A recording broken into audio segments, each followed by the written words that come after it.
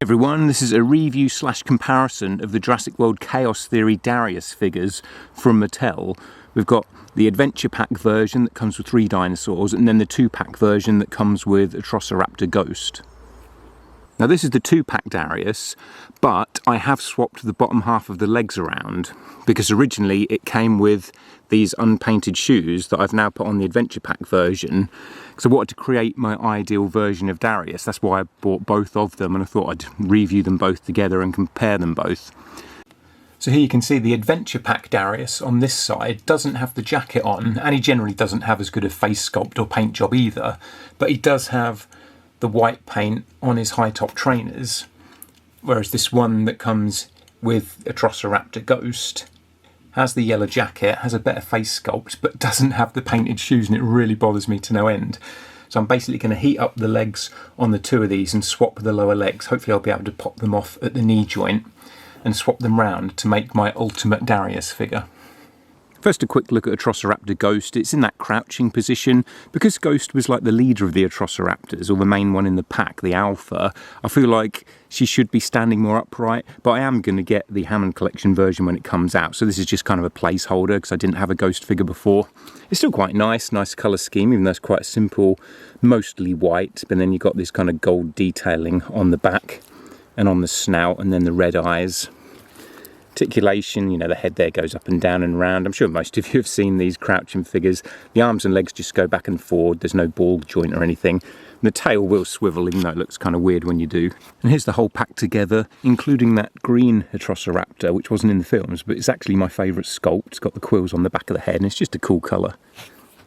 Then with the Adventure Pack, we get 3 dinosaurs. We get a Stygimoloch, and this is a kind of new sculpt compared to the older one. It's actually quite a bit taller. I'll bring in that original one we got in 2018. You can see the new one's a bit bigger.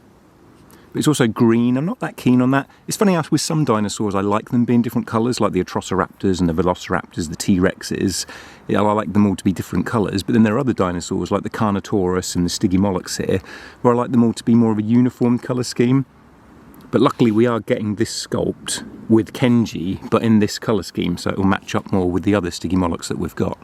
But once again, this is a very basic articulation, just the arms and legs go front and back, and the head's on kind of a ball joint. But it's a really nice sculpt on this. Because it's bigger, you can kind of see the details more.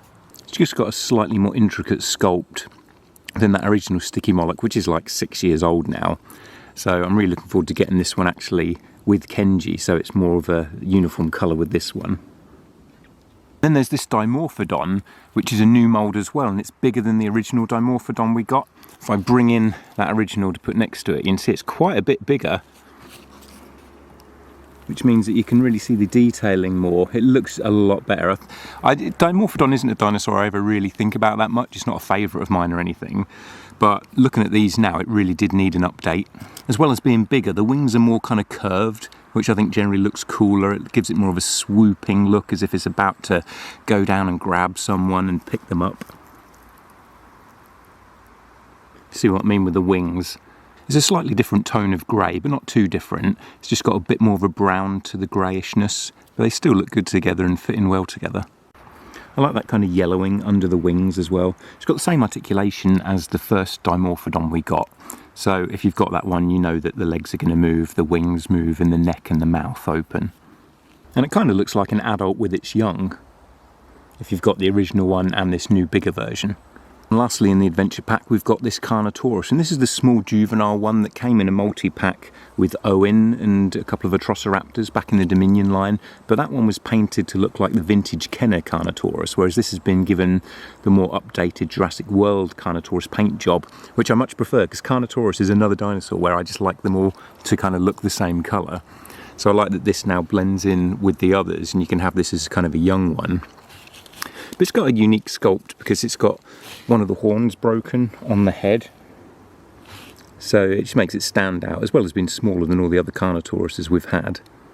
With the articulation on this one, the legs go back and forward, the tail swivels, arms are on kind of ball joints, so they go out to the side as well as forward and backwards. And then the head is also on that kind of ball joint type pivot, and the mouth opens. So it's not too bad articulation for this one. It's given me kind of a newfound appreciation for this mould, because when it came out in that Dominion line, I wasn't that keen on it. It seemed just like a bit of a cheapo version of a Carnotaurus, and already had better versions. Because it was in that vintage Kenner colour scheme, it didn't fit in with the others, so I didn't really like it that much. But having it so that it now blends in with my other Carnotauruses has made me like it so much more. It's actually quite nice to have a juvenile.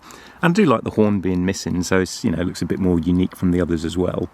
But the main draw of these sets for me was to get a Darius figure, and I only wanted one, and it was going to be the yellow jacket version, because to me that's the definitive version. He wears his yellow jacket in almost every episode, and the yellow jackets in general just remind me of Jurassic Park because of those yellow waterproof jackets that they wore in the first film.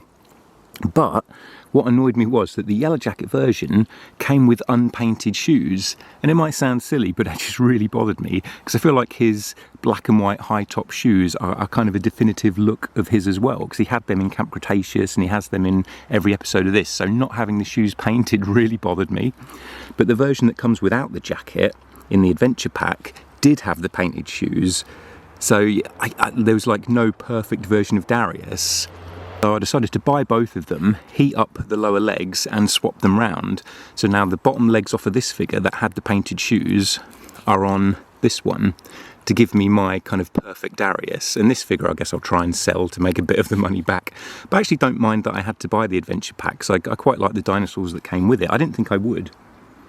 But that new Dimorphodon and Carnotaurus are actually quite good. But it is kind of frustrating they cheaped out on the shoes on the yellow jacket version. I don't know why they did that. I don't know if it's because of the extra plastic they had to use for the yellow jacket, made it so they had to save money elsewhere. But it's really frustrating when toy companies do that, where you just don't quite get a perfect version of a figure. But it's not too hard to swap the legs if you heat them up. I just put them on a radiator for a little while to make the plastic soft, and I was able to pop them out and then plug them back in. But the face sculpt is actually better on the yellow jacket version, even though I'm pretty sure they would have used the same head sculpt. I think the only difference is the head on the adventure pack one of mine must have come out of the mould a bit funny, and it's kind of squidged the plastic, so his face doesn't look that good. And the paint job's a bit wonky as well, which doesn't help. I don't think it's going to be like that with every figure. I think I was just unlucky with my adventure pack Darius. He's got a really ugly, sort of deformed face. But it doesn't matter, because like I say, I'm going to get rid of that one anyway. I purely wanted the yellow jacket one, the adventure pack one, sorry, for the shoes. But articulation on both of them is the same, with the arms going out to the side and round. Same with the elbows, the knees, the hips, the head. The waist swivels, same that we get on all these regular human figures. But the arms don't go down to the side quite as well on the 2-pack version that came with the Atrociraptor. I guess because of the yellow jacket, it kind of gets in the way under the armpits, so his arms are always sticking out to the side a little bit. I just cannot get them to go straight down. Accessories that come with this yellow jacket Darius are better as well. You get this kind of stun prod, which is really cool, and it's quite accurately sculpted to how they look in the series, because he uses one of these in the series, and it's got this electrical effect on the end that you can pop off, so it just looks like a regular stun prod, or like I say, you can put that on the end there to make it look like it's kind of electrifying something. And he also comes with this rucksack, and the fun thing about this rucksack is that it actually opens up, so there's a compartment there. You could put things like some of the Camp Cretaceous figures. One of them came with a compass and one of them came with some binoculars. Like, you could put those in there. I think that I really like it when rucksacks on action figures actually work and you can put things in them. And it's easy to get on Darius. Just one of the handles, one of the straps, sorry, comes unplugged there, and then you put that around him like that and under there, and that plugs in. Then we'll give him his stun prod as well. So that looks pretty cool. But the adventure pack Darius comes with another accessory that he actually uses in the show that we see, and that is this net launcher gun. Now in theory I like it that he comes with this net launcher gun, because we see him use it in the series along with that stun prod, but it's just really badly done, because not only is it too heavy for him to hold, like there's no way you can get him to stand up holding that. It's just going to fall over because it's so heavy. But on top of that, the net is just this tiny little bit of netting here. So it's not actually big enough to go over any dinosaur. If I bring in the Carnotaurus here, you can see like that wouldn't even go over the Carnotaurus's head. So what's the point? The Alan Grant figure that came with the Kenner Jurassic Park line, he had a net launcher, and that was a proper net that would like completely cover this dinosaur. If I had it with me now, the net would have gone right over this Carnotaurus. This little net here, that's not going to do anything. So what's the point? It's just really like lazy effort. Why couldn't they have put a bigger net on there if you're going to have a net launcher? It fires pretty well, it's pretty powerful. But it's just, as a net launcher, it's rubbish because there's hardly any net. And like I say, he just won't stand up holding it. It's quite hard to get it in his hand. I mean, look how big it is compared, it's almost as big as he is. Like, it's very hard to get him to stand up with that. So even though I kind of like the net launcher in principle, it's really poorly done. Now for a comparison, here's Darius with Ben and Kenji. That Ben figure is far too short. He should be kind of like that, really. But they've made him the same size as Darius and Kenji, which is kind of annoying.